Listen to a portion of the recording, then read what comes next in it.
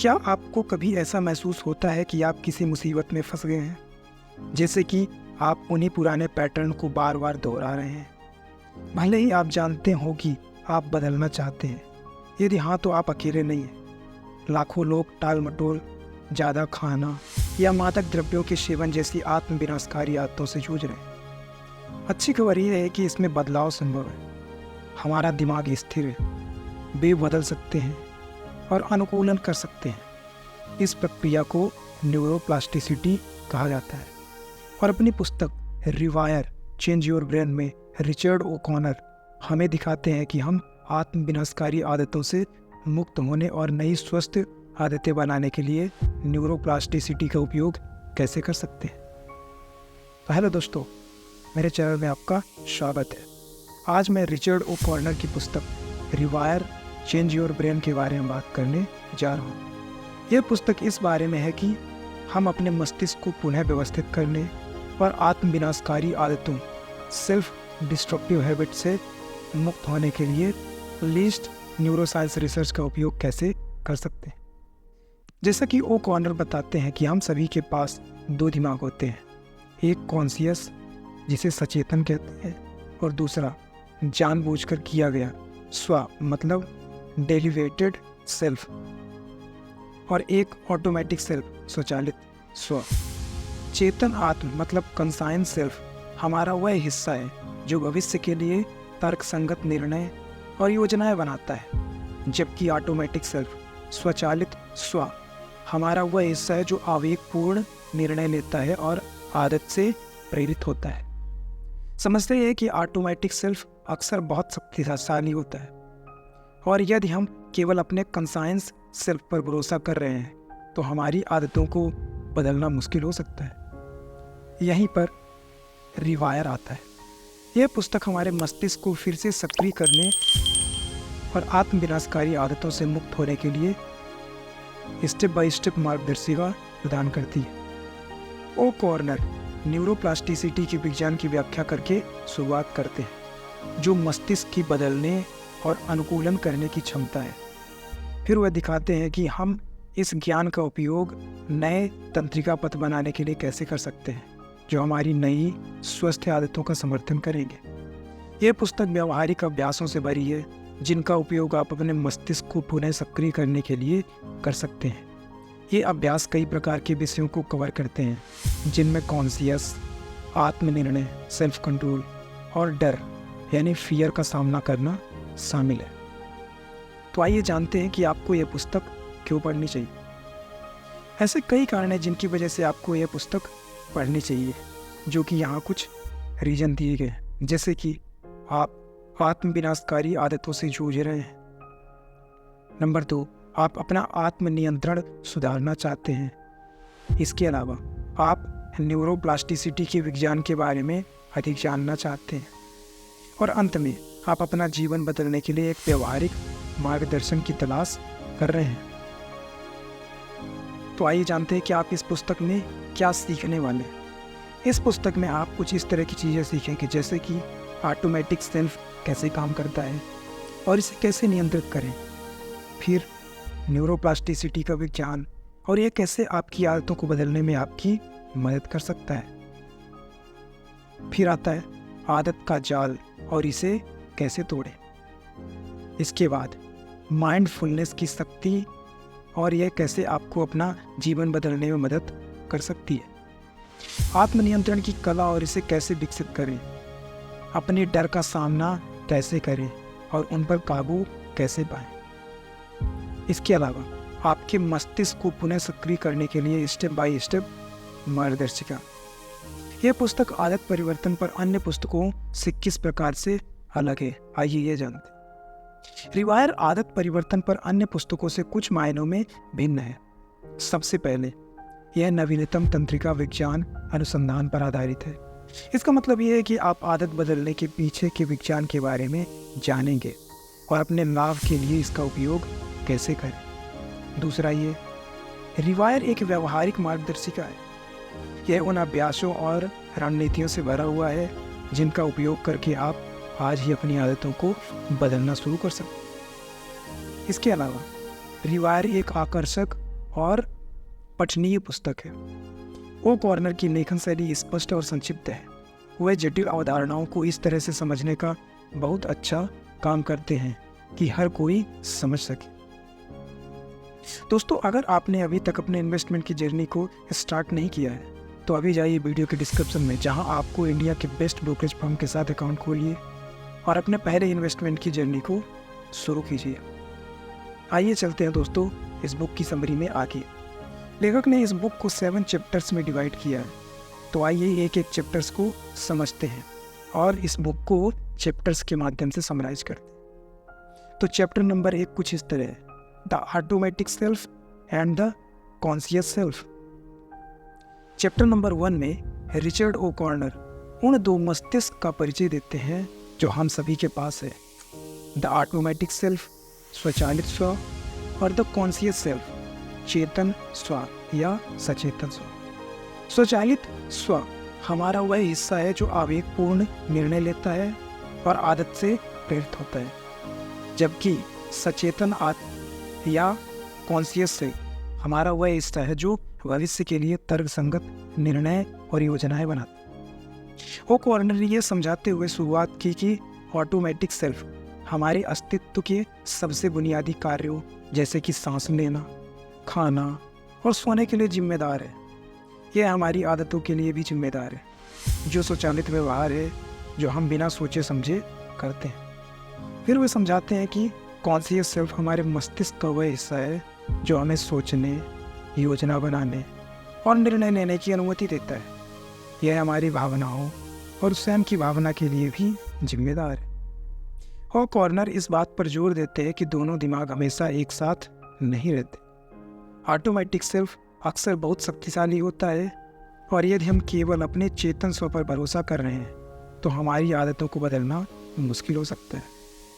ऐसा इसलिए क्योंकि ऑटोमेटिक सेल्फ हमारे पर्यावरण को उन संकेतों के लिए लगातार स्कैन कर रहा है जो हमारी आदतों को ट्रिगर करते हैं।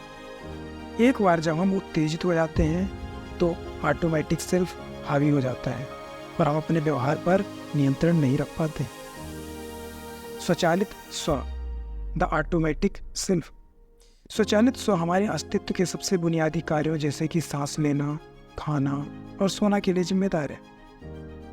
स्वचालित स्व बहुत शक्तिशाली है और यदि हम केवल अपने चेतन स्व कॉन्शियस सेल्फ पर भरोसा कर रहे हैं तो हमारी आदतों को बदलना मुश्किल हो सकता है। ऐसा इसलिए क्योंकि स्वचालित स्व हमारे पर्यावरण को उन संकेतों के लिए लगातार स्कैन कर रहा है जो हमारी आदतों को ट्रिगर करते हैं। एक बार जब हम उत्तेजित हो जाते हैं तो स्वचालित स्व हावी हो जाता है और हमें अपने व्यवहार पर नियंत्रण नहीं रख पाते। फॉर एग्जाम्पल, मान लीजिए कि तनावग्रस्त होने पर आपको जंक फूड खाने की आदत है। स्वचालित स्व आपके परिवार को लगातार उन संकेतों के लिए स्कैन करता रहेगा जो तनाव का संकेत देते हैं, जैसे ट्रैफिक जाम में हो या अपने साथी के साथ बहस करना। एक बार जब आप सक्रिय हो जाते हैं तो आप स्वचालित स्वचालन का काम संभाल लेंगे और आप चिप्स के निकटतम बैग तक पहुंच जाएंगे। द कॉन्शियस सेल्फ, चेतन स्व। कॉन्शियस सेल्फ हमारे मस्तिष्क का वह हिस्सा है जो हमें सोचने, योजना बनाने और निर्णय लेने की अनुमति देता है। यह हमारी भावनाओं और स्वयं की भावना के लिए भी जिम्मेदार है। कॉन्शियस सेल्फ ऑटोमेटिक सेल्फ जितना शक्तिशाली नहीं है, लेकिन फिर भी महत्वपूर्ण है। जागरूक आत्म हमें अपनी आदतों पर काबू पाने और स्वस्थ विकल्प चुनने में मदद कर सकता है। फॉर एग्जाम्पल, मान लें कि आप अपना वजन कम करने की कोशिश कर रहे हैं और आपने जंक फूड बंद करने का फैसला किया। जागरूक आत्म आपको आपके लक्ष्यों को याद दिलाकर और स्वस्थ विकल्पों के साथ आने में मदद करके जंक फूड खाने की इच्छा को रोकने से आपकी मदद कर सकता है। Chapter number 2, the science of neuroplasticity.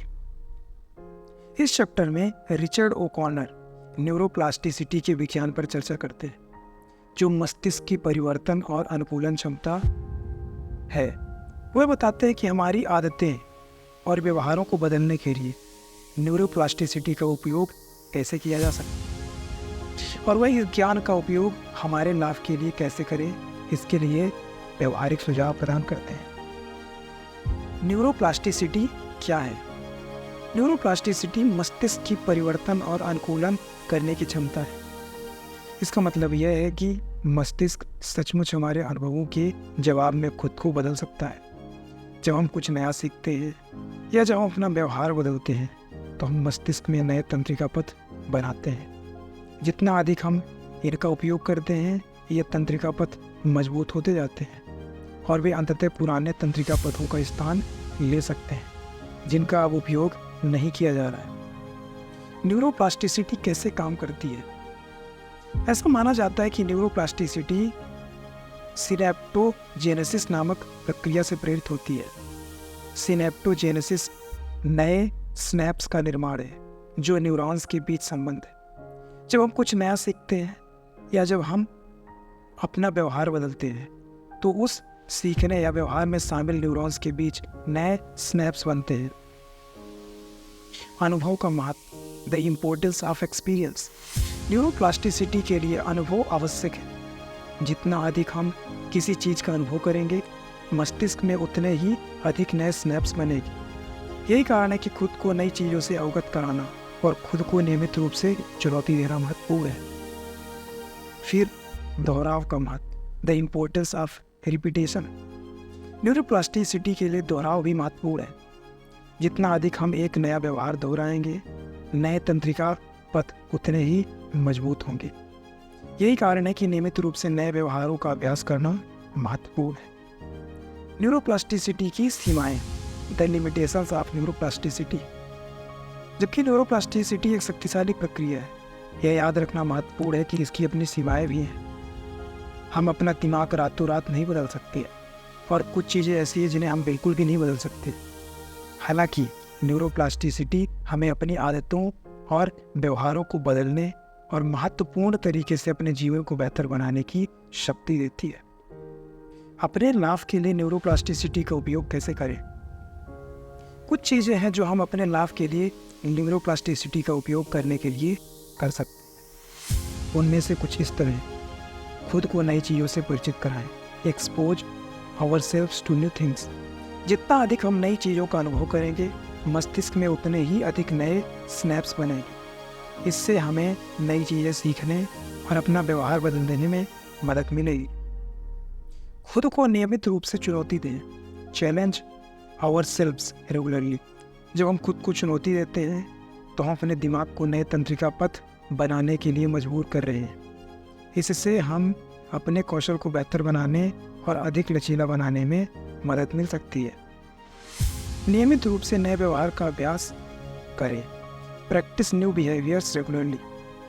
जितना अधिक हम नए व्यवहार दोहराएंगे नए तंत्रिका पथ उतने ही मजबूत होंगे। इससे हमें नए व्यवहार को स्वचालित करने में मदद देगी। फिर धैर्य रखें, बी पेशेंस।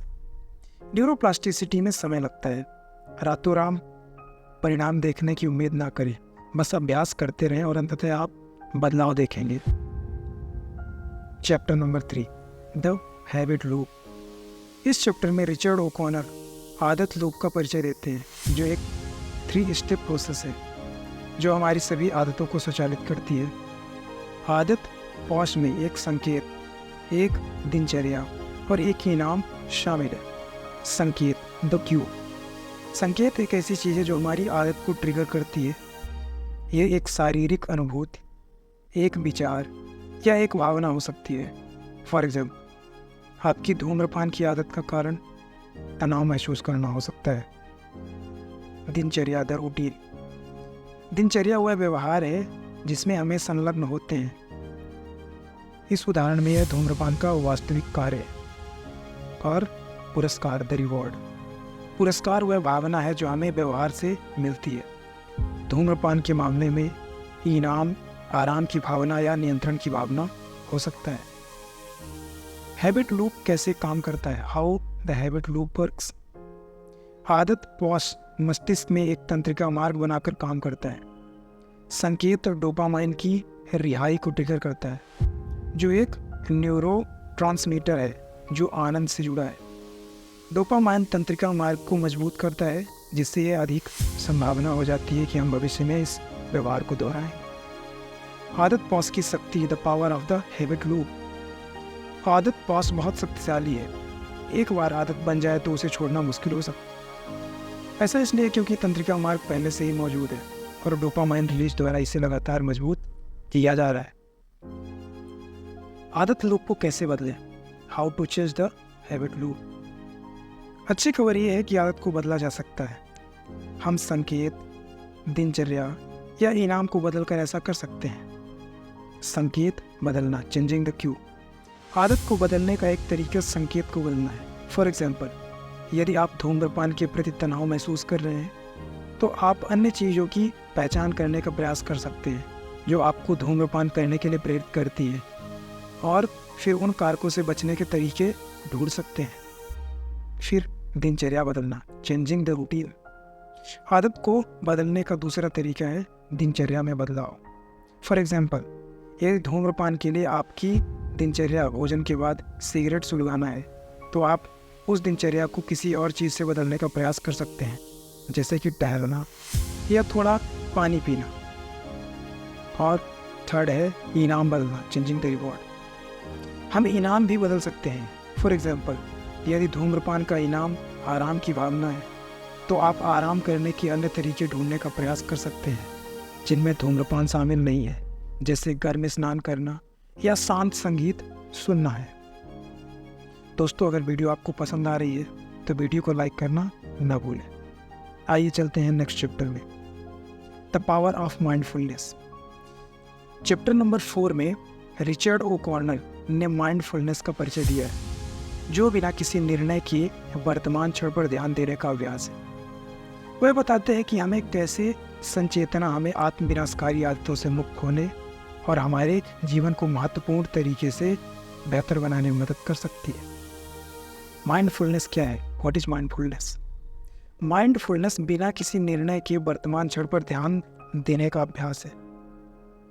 इसका मतलब यह है कि हम अतीत या भविष्य के बारे में विचार में फंसे बिना अपना ध्यान इस पर केंद्रित करते हैं कि हम यहाँ और अभी क्या अनुभव कर रहे हैं। माइंडफुलनेस कैसे काम करती है? माइंडफुलनेस हमें अपने विचारों, भावनाओं और संवेदनशील के प्रति जागरूक होने में मदद करती है। जब हम जागरूक होते हैं तो हम अपने विचारों और भावनाओं को देख पाते हैं कि वे क्या हैं, उनमें उलझे बिना। यह हमें अपने विचारों और भावनाओं से दूरी बनाने की अनुमति देता है, जिससे हमें अधिक कुशल तरीके से उनका जवाब देने में मदद मिल सकती। माइंडफुलनेस के लाभ। माइंडफुलनेस के कई फायदे हैं, जो कि कुछ इस तरह हैं। तनाव और चिंता में कमी, reduce stress and anxiety. Mindfulness हमें अपने विचारों और भावनाओं के बारे में अधिक जागरूक बनाने में मदद करके तनाव और चिंता को कम करने में मदद कर सकती है। जब हम जागरूक होते हैं तो हम अपने विचारों और भावनाओं को देख पाते हैं कि वे क्या हैं, उनमें उलझे बिना। यह हमें अपने विचारों और भावनाओं से दूरी बनाने की अनुमति देता है, जिससे हमें अधिक कुशल तरीके से उनका जवाब देने में मदद मिल सकती है। आत्म जागरूकता में सुधार, इम्प्रूव्ड सेल्फ अवेयरनेस। माइंडफुलनेस हमें अपने विचारों, भावनाओं और संवेदनाओं के बारे में अधिक जागरूक बनाने में मदद करके हमारी आत्म जागरूकता को बेहतर बनाने में मदद कर सकती है। जब हम जागरूक होते हैं तो हम अपने विचारों और भावनाओं को देख पाते हैं कि वे क्या है, उनमें उलझे बिना। यह हमें अपने ट्रिगर्स और पैटर्न के बारे में अधिक जागरूक होने की अनुमति देता है, जो हमें अपनी आदतों को बदलने में मदद कर सकता है। फोकस और एकाग्रता में वृद्धि, increased focus and concentration. Mindfulness हमें वर्तमान क्षण के बारे में अधिक जागरूक होने में मदद करके अपना ध्यान और एकाग्रता बढ़ाने में मदद कर सकती है। जब हम सचेत होते हैं तो हम अतीत या भविष्य के बारे में विचारों से विचलित हुए बिना अपना ध्यान मौजूदा कार्य पर केंद्रित करने में सक्षम होते हैं। रिश्तों में सुधार, इम्प्रूव्ड रिलेशनशिप। माइंडफुलनेस हमें अपने विचारों और भावनाओं और दूसरों के विचारों और भावनाओं के बारे में अधिक जागरूक बनने में मदद करके हमारे रिश्तों को बेहतर बनाने में मदद कर सकती है। जब हम जागरूक होते हैं तो हम अधिक प्रभावी ढंग से सुनने और दूसरों को अधिक दयालु तरीके से जवाब देने में सक्षम होते हैं। माइंडफुलनेस का अभ्यास कैसे करें? How to practise mindfulness. Mindfulness का अभ्यास करने के कई अलग अलग तरीके हैं। यहाँ कुछ सरल व्यायाम दिए गए हैं जिन्हें आप कर सकते हैं, जैसे कि बॉडी स्कैन। माइंडफुलनेस के साथ शुरुआत करने का एक शानदार तरीका है। बस एक आरामदायक स्थिति में बैठे और अपना ध्यान अपने शरीर पर केंद्रित करें। अपने पैरों, अपने धड़, अपनी बाहों और अपने सिर में संवेदनाओं पर ध्यान दें। माइंडफुल ब्रीथिंग, यह एक और सरल और प्रभावी माइंडफुलनेस व्यायाम है। बस एक आरामदायक स्थिति में बैठें और अपना ध्यान अपनी सांसों पर केंद्रित करें। जब आप सांस अंदर और बाहर छोड़ते हैं तो अपनी छाती के उत्थान और पतन पर ध्यान दें। माइंडफुलनेस वॉकिंग, जब आप यात्रा पर हो तो माइंडफुलनेस का अभ्यास करने का यह एक शानदार तरीका है। बस धीरे धीरे और जानबूझकर चलें और अपना ध्यान अपने पैरों की संवेदनाओं पर केंद्रित करें, जैसे वे जमीन को छूते हैं। आइए चलते हैं next chapter number 5, the art of self control. इस चैप्टर में रिचर्ड ओकॉनर आत्मनियंत्रण की कला पर चर्चा करते हैं, जो प्रलोभन का विरोध करने और हमारे मूल्यों के अनुसार कार्य करने की क्षमता है। वह बताते हैं कि आत्मनियंत्रण को कैसे बेहतर बनाया जा सकता है और यह हमें अपने लक्ष्यों को प्राप्त करने में कैसे मदद कर सकता है। आत्मनियंत्रण क्या है? What is self control? आत्मनियंत्रण प्रलोभन का विरोध करने और हमारे मूल्यों के अनुसार कार्य करने की क्षमता है। यह दीर्घकालिक लक्ष्यों को प्राप्त करने के लिए अल्पकालिक सुखों को नहीं कहने की क्षमता है। आत्मनियंत्रण क्यों महत्वपूर्ण है? Why is self control important? आत्मनियंत्रण महत्वपूर्ण है क्योंकि यह हमें अपने लक्ष्यों को प्राप्त करने की अनुमति देता है। जब हमारे पास आत्मनियंत्रण होता है तो हम प्रलोभन का विरोध करने और अपने लक्ष्यों पर ध्यान केंद्रित करने में सक्षम होते हैं। इससे हमें अपने कैरियर, अपने रिश्तों और अपने निजी जीवन में अधिक सफल होने में मदद मिल सकती है। आत्मनियंत्रण कैसे काम करता है? How self control works. आत्मनियंत्रण प्रीफ्रंटल कॉर्टेक्स को सक्रिय करके काम करता है, जो मस्तिष्क का वह हिस्सा है जो योजना बनाने, निर्णय लेने और आवेग नियंत्रण के लिए जिम्मेदार है। जब हम किसी प्रलोभन का सामना करते हैं तो प्रीफ्रंटल कॉर्टेक्स का विरोध करने की दीर्घकालिक पुरस्कार के मुकाबले हार मानने के अल्पकालिक आनंद को तौलना पड़ता है। यह प्रीफ्रंटल कॉर्टेक्स पर्याप्त मजबूत है तो यह प्रलोभन का विरोध करने और हमारे मूल्यों के अनुसार कार्य करने में सक्षम होगा। अब chapter number 6, facing your fears. Chapter number 6 में लेखक हमें शुरुआती डर की प्रकृति और उसके विकासवादी उद्देश्य की जांच से करते हैं। डर एक जन्मजात प्रतिक्रिया है जो हमें संभावित खतरों से बचने के लिए बनाई जाती है, जबकि डर ने हमारे पूर्वजों के अस्तित्व में महत्वपूर्ण भूमिका निभाई थी। आधुनिक समय में यह अक्सर अतार्किक या अत्यधिक डर के रूप में प्रकट होता है, जो हमारे विकास में बाधा डालता है और हमारी क्षमता को सीमित करता है। मस्तिष्क पर भय का प्रभाव, the impact of fear on the brain. डर मस्तिष्क में शारीरिक और तंत्रिका संबंधी प्रतिक्रियाओं का एक समूह शुरू कर देता है। अमिगडाला भावनाओं को संसाधित करने के लिए जिम्मेदार एक प्रमुख संरचना भय प्रतिक्रियाओं में महत्वपूर्ण भूमिका निभाती है। जब हम भय उत्पन्न करने वाली उत्तेजना का सामना करते हैं तो अमिगडाला लड़ाई या उड़ान प्रतिक्रिया को सक्रिय करता है। तनाव हार्मोन जारी करता है जो हमारे शरीर को कार्रवाई के लिए तैयार करता है। न्यूरोप्लास्टिसिटी और डर। न्यूरोप्लास्टिसिटी मस्तिष्क की पुनर्गठित करने और नए तंत्रिका कनेक्शन बनाने की क्षमता हमारे डर की प्रतिक्रिया को फिर से जोड़ने के लिए एक शक्तिशाली उपकरण प्रदान करती है।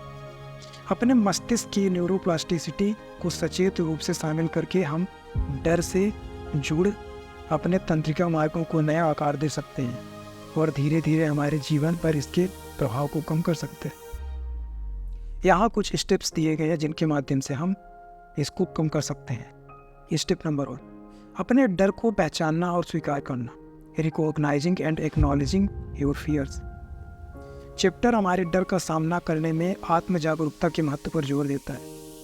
अपने डर को पहचानने और स्वीकार करने से हम उन्हें अपनी सचेत जागरूकता में लाते हैं, जिससे हम उन्हें प्रभावी ढंग से संबोधित करने में सक्षम होते हैं। हमारे डर की उत्पत्ति और ट्रिगर पर चिंतन करने से उनके अंतर्निहित कारणों में मूल्यवान इंसाइट्स मिल सकती है। स्टेप नंबर 2, अतार्किक विश्वासों और संज्ञानात्मक पुनर्गठन को चुनौती देना।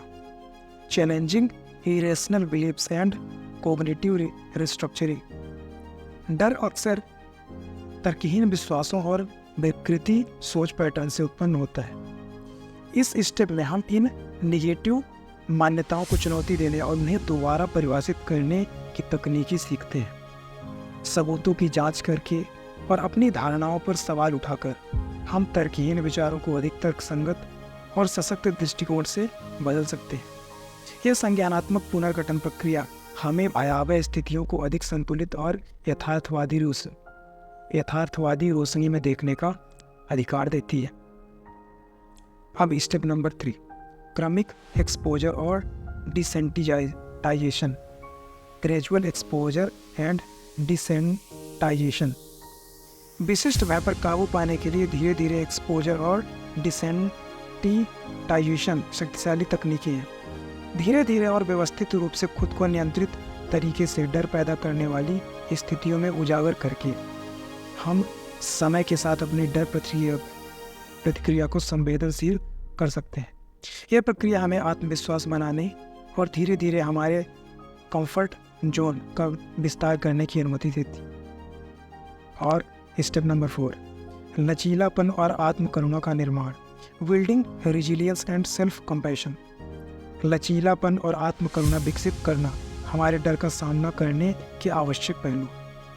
इस कदम में एक ऐसी माइंडसेट डेवलप करना शामिल है जो चुनौतियों को विकास के अवसर के रूप में स्वीकार करती है।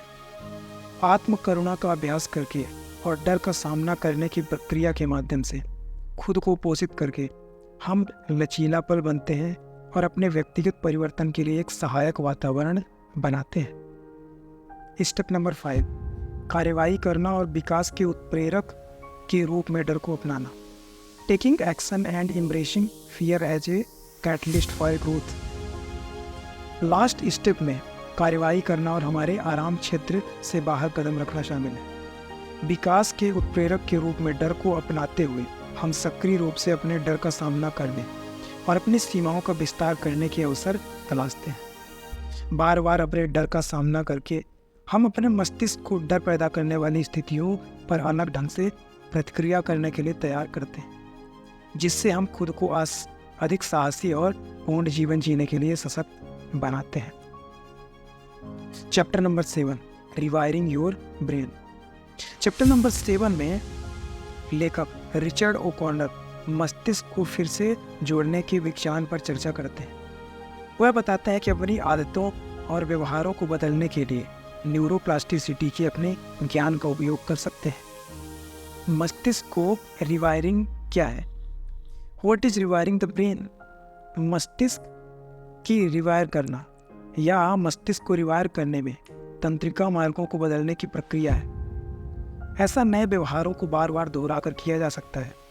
जितना अधिक हम किसी नए व्यवहार को दोहराते हैं, उस व्यवहार के लिए तंत्रिका मार्ग उतने ही मजबूत हो जाते हैं। मस्तिष्क को रिवायर कैसे काम करती है?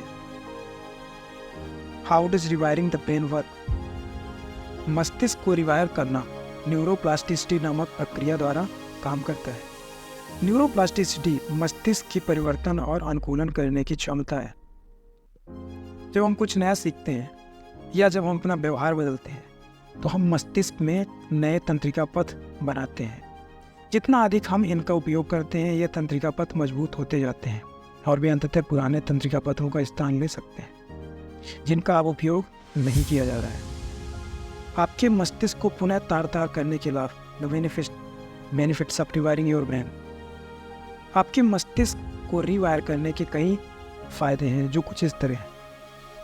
आपके मस्तिष्क, आप अपनी आदतें बदल सकते हैं। You can change your habits. यदि आपकी कोई आदत है जिसे आप बदलना चाहते हैं, तो आप उस आदत को छोड़ना आसान बनाने के लिए अपने मस्तिष्क को पुनः सक्रिय कर सकते हैं। आप अपना मूड बेहतर कर सकते हैं। You can improve your mood. यदि आप अवसाद या चिंता से जूझ रहे हैं, तो आप अपने मूड को बेहतर बनाने के लिए अपने मस्तिष्क को फिर से सक्रिय कर सकते हैं। आप अधिक लचीला बन सकते हैं। You can become more resilient. यदि आप कठिन समय से गुजर रहे हैं तो आप अपने मस्तिष्क को अधिक लचीला बनाने के लिए पुनः प्रयास कर सकते हैं। आप अपने रिश्तों को बेहतर बना सकते हैं। You can improve your relationship. यदि आप अपने रिश्तों में संघर्ष कर रहे हैं तो आप अपने रिश्तों को बेहतर बनाने के लिए अपने दिमाग को फिर से सक्रिय कर सकते हैं। अपने मस्तिष्क को कैसे रिवायर करें, how to rewire your brain. कुछ ऐसी चीज़ें हैं जो आप अपने मस्तिष्क को पुनः रिवायर करने के लिए कर सकते हैं, जो कि कुछ इस तरह है। अपने विचारों को बदलो, चेंज योर थॉट्स। आप जो विचार सोचते हैं उसका आपके मस्तिष्क की कार्यप्रणाली पर बड़ा प्रभाव पड़ता है। यदि आप अपना मस्तिष्क बदलना चाहते हैं तो आपको अपने विचार बदलने होंगे। अपनी भावनाओं को बदलें, चेंज योर फीलिंग्स। आप जो भावनाएं महसूस करते हैं उनका आपके मस्तिष्क की कार्यप्रणाली पर भी बड़ा प्रभाव पड़ता है। यदि आप अपना मस्तिष्क बदलना चाहते हैं तो आपको अपनी भावनाओं को बदलना होगा। अपना व्यवहार बदलें, चेंज योर बिहेवियर्स। आप जो व्यवहार करते हैं उसका आपके मस्तिष्क की कार्यप्रणाली पर भी बड़ा प्रभाव पड़ता है। यदि आप अपना मस्तिष्क बदलना चाहते हैं तो आपको अपना व्यवहार बदलना होगा। तो दोस्तों, इस तरह से आज हमने इस पुस्तक की पूरी डिटेल्स देखी और हमने जाना कि आप अपने दिमाग को कैसे रिवायर कर सकते हो। दोस्तों, आज की वीडियो यही समाप्त करते हैं। वीडियो के डिस्क्रिप्शन में इस बुक के हिंदी और इंग्लिश वर्जन का बेस्ट बाय लिंक मिल जाएगा, तो वहाँ से जाके आप इसे बाई कर सकते हैं। दोस्तों, अगर आपने अभी तक अपने इन्वेस्टमेंट की जर्नी को स्टार्ट नहीं किया है तो अभी जाइए वीडियो के डिस्क्रिप्शन में, जहां आपको इंडिया के बेस्ट ब्रोकरेज फर्म के साथ अकाउंट खोलिए और अपने पहले इन्वेस्टमेंट की जर्नी शुरू कीजिए। दोस्तों, अगर वीडियो आपको पसंद आई है तो वीडियो को लाइक कीजिए और ऐसी ही स्टॉक मार्केट, इन्वेस्टमेंट और मोटिवेशन या मोटिवेशनल वीडियोज़ की समरी देखने के लिए चैनल को सब्सक्राइब कीजिए। कमेंट करके बताइए वीडियो कैसा लगा। अपना वैल्यूएबल टाइम देने के लिए थैंक यू सो मच।